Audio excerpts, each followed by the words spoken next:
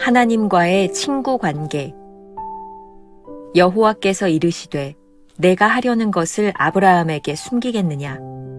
창세기 18장 17절. 주님과 친구된 기쁨. 창세기 18장은 가끔 기도 가운데 하나님의 임재를 느끼며 기뻐하는 정도가 아니라 온전히 하나님과 진정한 친구가 되는 기쁨을 말합니다. 주님과 정말로 친밀하기 때문에 더 이상 주의 뜻이 무엇인지 물을 필요가 없을 정도입니다. 이는 믿음의 삶의 훈련에서 마지막 단계에 가깝습니다. 하나님과 온전한 관계를 맺으면 우리의 삶은 자유함과 기쁨과 평안으로 가득 찹니다. 우리 자신이 하나님의 뜻이 되며 만일 하나님이 막지 않으신다면 우리가 상식적으로 내리는 결정들이 보통 그분의 뜻입니다. 그에 따라 하나님과의 기쁘고 완벽한 친분 안에서 삶을 결정해 나갑니다. 만일 우리의 결정이 잘못되었다면 주께서 언제나 막으실 것을 잘 알고 있으며 만일 막으시면 당장 멈춥니다. 주님과 친구된 어려움. 왜 아브라함은 기도를 멈추었습니까?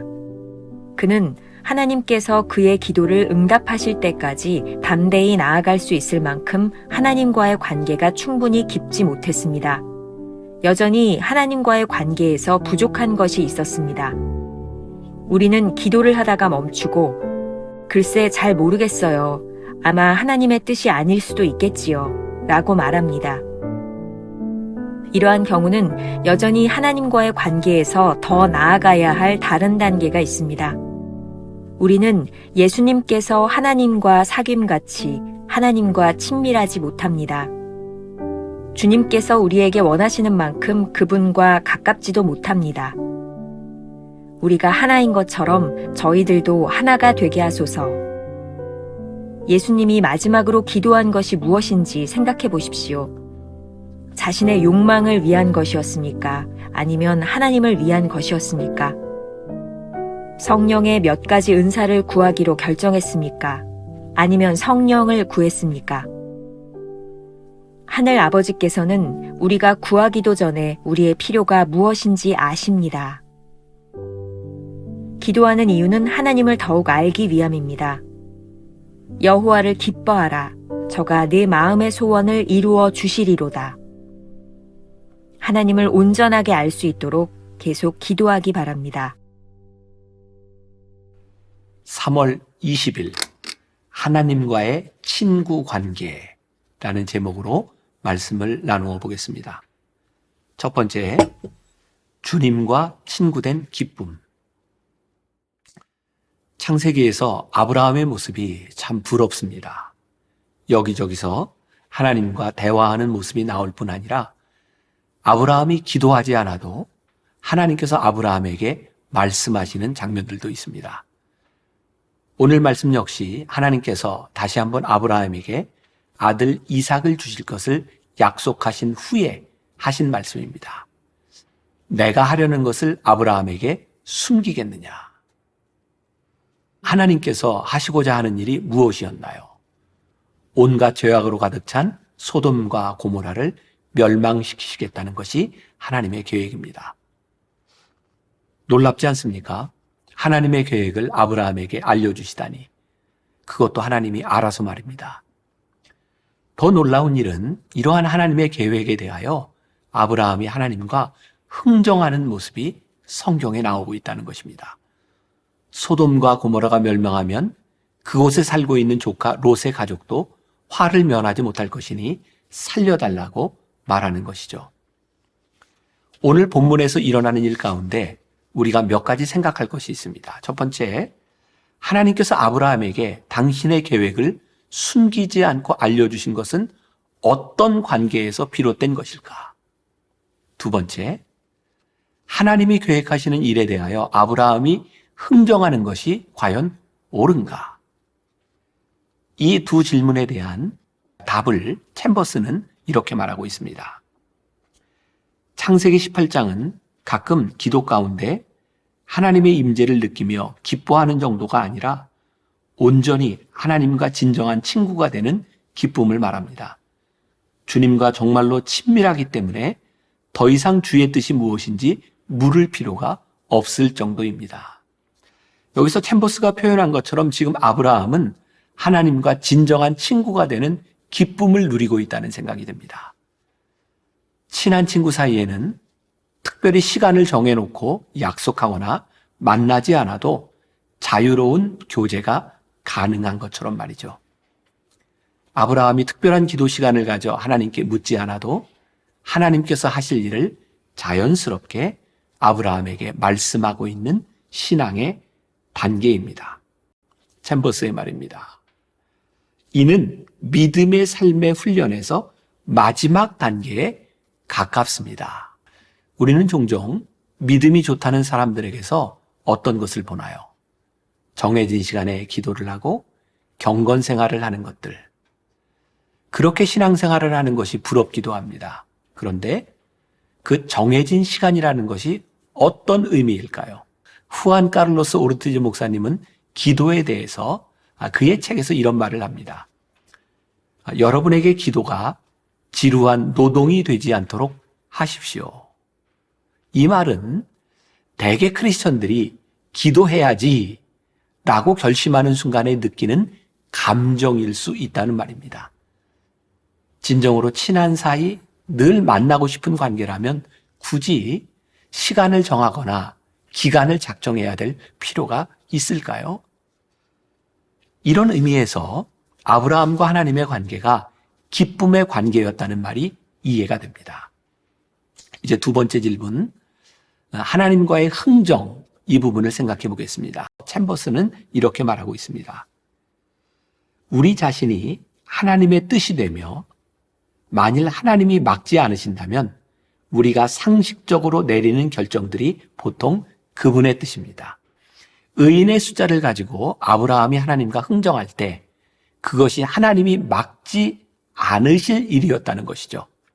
한 사람이라도 더 살리고 싶은 하나님의 마음을 아브라함이 알고 있었기에 그런 흥정이 가능했던 것은 아닐까요? 얼핏 보면 하나님의 뜻을 꺾으려는 것 같은데 사실은 하나님의 마음을 헤아리고 있다는 말입니다. 지금 하나님과 대화가 되고 있는 것입니다. 주님과 친구된 기쁨에서 우리가 누릴 수 있는 절정이 바로 이것입니다. 챔버스의 글입니다. 만일 우리의 결정이 잘못되었다면 주께서 언제나 막으실 것을 잘 알고 있으며 만일 막으시면 당장 멈춥니다. 그래요. 잘못된 것을 막으시면 멈추면 됩니다. 참된 기도는 걱정이 아닌 기대에서 시작됩니다. 하나님의 마음을 알아갈수록 우리의 결정이 점점 쉬워질 것입니다. 두 번째, 주님과 친구된 어려움. 그러나 오늘 본문 말씀은 비극으로 끝을 맺습니다. 조금 전에 아브라함과 하나님의 관계를 마지막 단계에 가깝습니다 라고 했는데 아직 2% 부족한 것 같습니다. 챔버스가 이렇게 말합니다. 왜 아브라함은 기도를 멈추었습니까? 그는 하나님께서 그의 기도를 응답하실 때까지 담대히 나아갈 수 있을 만큼 하나님과의 관계가 충분히 깊지 못했습니다. 조금 전까지 하나님과 친구된 기쁨을 나누었는데 곧 아직은 부족한 부분을 말하고 있습니다. 이것이 우리의 인생입니다. 누가 이 세상에서 완전한 믿음의 단계까지 나아갈 수 있을까요? 예수님께서 요한복음 17장 11절에서 우리와 같이 그들도 하나가 되게 하옵소서 라고 기도하셨던 단계까지 우리가 이르지 못한 것입니다. 한 가지 짚고 넘어가야 할 것은 친구가 되는 것은 전적으로 하나님의 초청에서 시작된다는 것입니다. 헨리 나우엔의 두려움에서 사랑으로 라는 책에 보면 예수님은 그분의 사랑의 집에 살자고 우리를 초대하신다. 기도는 두려움의 집에서 나와 사랑의 집으로 들어가는 길이다.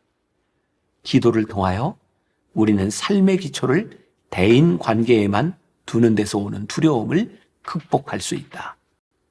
기도는 두려움에 찬 세상에서 불안 대신 사랑을 선택하고 마음의 문을 열어 우리를 사랑하시는 분의 친밀한 임재 안에 거하는 방법이다. 예수님께서 마지막으로 기도하신 것은 끝까지 하나님의 뜻을 이루기 위함이었습니다. 누가복음 22장 42절. 나의 원대로 마옵시고 아버지의 원대로 되기를 원하나이다. 이 기도가 바로 우리가 바라보아야 하는 기도의 모범입니다. 주님의 기도는 당신의 욕망을 이루기 위한 것이 아니었습니다. 우리가 구해야 하는 것은 성령의 몇 가지 은사가 아니라 성령 그 자체입니다. 마태복음 6장 8절. 구하기 전에 너희에게 있어야 할 것을 하나님 너희 아버지께서 아시느니라 라고 말씀하셨습니다. 오늘 묵상에서 아주 중요한 것을 우리들에게 말하고 있습니다. 우리가 기도하는 이유는 무엇일까요? 우리는 지금까지 우리가 원하는 것을 구하는 것이 기도라고 생각했는데 진정한 기도의 의미는 하나님 아버지를 더욱 아는 것입니다. 아주 이상적인 단계이지만 하나님의 뜻을 알고 그 마음이 전해지면 하나님께 구함이 아니라 아버지를 기뻐함이 되지 않을까요? 시편 37편 4절 말씀. 또 여호와를 기뻐하라. 그가 내 마음의 소원을 내게 이루어 주시리로다. 아버지의 뜻을 알기 위해 계속 기도하십시오. 아버지를 알아가는 기쁨을 느끼며 기도하십시오. 예수님은 아버지의 뜻을 온전히 알기 위해 계속 기도하셨습니다. 기도가 깊어지면 여호와 하나님을 기뻐하는 마음이 더욱 커집니다. 오늘 하루 우리가 품고 살아가야 될 묵상 질문입니다. 지금 우리가 하는 기도 내용을 하나님이 들으신다면 기뻐하실까요? 기도하겠습니다. 하나님, 우리들에게는 많은 기도의 소원들이 있습니다. 우리의 소원들을 가지고 정작 기도하지만 이 기도를 하나님이 기뻐하실까 생각해 보지 못할 때가 참 많이 있었습니다. 오늘 우리가 이렇게 기도하기를 원합니다. 하나님, 제가 구하는 것, 제가 원하는 것이 하나님의 기쁨이 되기를 소원합니다. 하나님의 기쁨이 될 때 나의 기도가 하나님의 기도가 되고 나의 소원이 하나님의 소원이 되는 기쁨을 누리게 하여 주옵소서. 예수님의 이름으로 기도했습니다. 아멘.